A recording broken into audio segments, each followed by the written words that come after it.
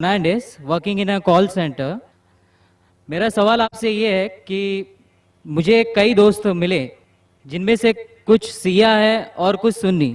جیسے آپ نے کچھ دیر پہلے بتایا کہ جو انسان مانتا ہے کہ اللہ ایک ہے اور محمد علیہ السلام آخری پیغمبر ہیں تو میں مانتا ہوں اس بات کو. تو اگر میں یہ کہوں کہ میں مسلمان ہوں تو یہ جھوٹ نہیں ہے.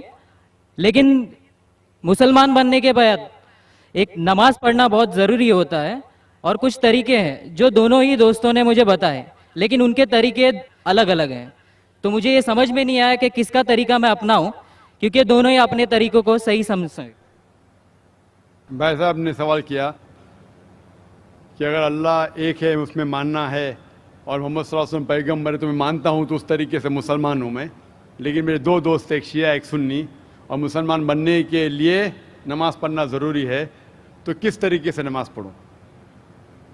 بھائی صاحب آپ کہتے ہیں کہ اللہ ایک ہے, آپ مانتے ہیں کہ اللہ کے پیغمبر محمد صلی اللہ علیہ وسلم آخری پیغمبر ہے, تو آپ نے کہا کہ کس طریقے سے نماز پڑھوں. یہ شیعہ سنی جو آپ نے پوچھا, آپ جب قرآن پڑھیں گے قرآن میں نہ شیعہ ہے نہ سنی ہیں, قرآن میں نہ شیعہ ہے نہ سنی ہیں.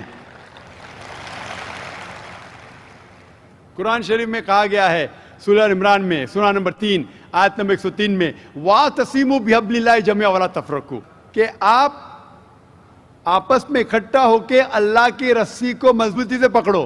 اللہ کی رسی ہے قرآن اور صحیح حدیث. تو آپ دیکھیں قرآن میں کیا لکھا ہے اور اللہ کے رسول کے صحیح حدیث میں کیا لکھا ہے. تو جو بھی آپ سے کچھ کہتا ہے اگر قرآن اور صحیح حدیث کے مطابق ہے آپ اس کی بات مانو.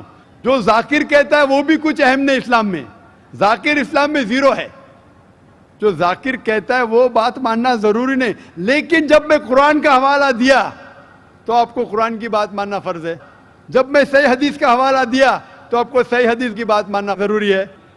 تو اسی لیے کوئی بھی شخص کچھ کہتا ہے اگر اختلاف ہے اس میں تو پھر سے رجوع ہو جاؤ قرآن اور حدیث کے پاس, کیونکہ قرآن میں لکھا ہے سورہ نساء میں سورہ نمبر 4 آیت نمبر 59 میں ورس نمبر 59 میں اطیعوا اللہ واطیعوا الرسول, اللہ کی اطاعت کرو, اللہ کی بات مانو اور اللہ کے رسول کی بات مانو. اور وہ لوگ those who have been charged with authority, جو اولو الامر ہے, وہ لوگ جو آپ کے امیر ہے. لیکن اگر ان میں اختلاف ہے پھر سے رجوع ہو قرآن و حدیث کے پاس, اللہ اور اللہ کے رسول کے پاس. تو اگر دو شخص دو عالم کوئی بھی اگر اختلاف ہے آپ پھر سے مڑو اللہ اور اللہ کے رسول کے پاس, قرآن اور صحیح حدیث کے پاس. پھر دیکھو کہ کون سا دوست, کون سا مسلم, کون سا عالم, کون سا مولانا قرآن اور صحیح حدیث کے مطابق کہہ رہا ہے. آپ سمجھے؟ تو اس سے پتا چلے گا کہ کیا صحیح ہے. آپ بولتے ہیں کہ نماز پڑھنے کے طریقے میں اختلاف ہے, شروع میں کم از کم جو یکساں ہے وہ تو شروع کرو. اختلاف بہت تھوڑا ہے, نماز کے طریقے میں اختلاف بہت تھوڑا ہے, جو یکساں ہے وہ تو شروع کرو. اگر آپ مسلمان بننا چاہتے ہیں تو اتنا وقت کیوں لے رہے؟ خالی نام کے مسلمان ہونا ضروری نہیں ہے, وہ کوئی فائدہ نہیں. عملی طور پہ مانو کہ اللہ ایک ہے, اس کی عبادت کرو اور آخری رسول محمد صلی اللہ علیہ وسلم پہ ایمان لاؤ.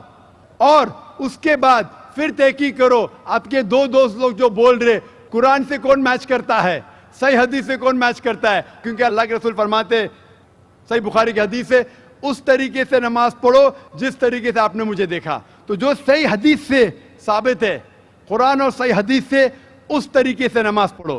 لیکن اگر 19-20 فرق ہے, کم از کم جو یکساں ہے وہ تو شروع کرو. اختلافی باتوں پہ تحقیق کرو, انشاءاللہ پتہ لگ جائیں گا آپ کو کیا صحیح ہے. تو انشاءاللہ ابھی آپ صرف نام کے مسلمان مت نہ ہو, عملی طور کے اوپر مانو کہ اللہ ایک ہے اور اللہ کے رسول محمد صلی اللہ علیہ وسلم آخری پیغمبر ہے. Hope that answers the question. Thank you, sir.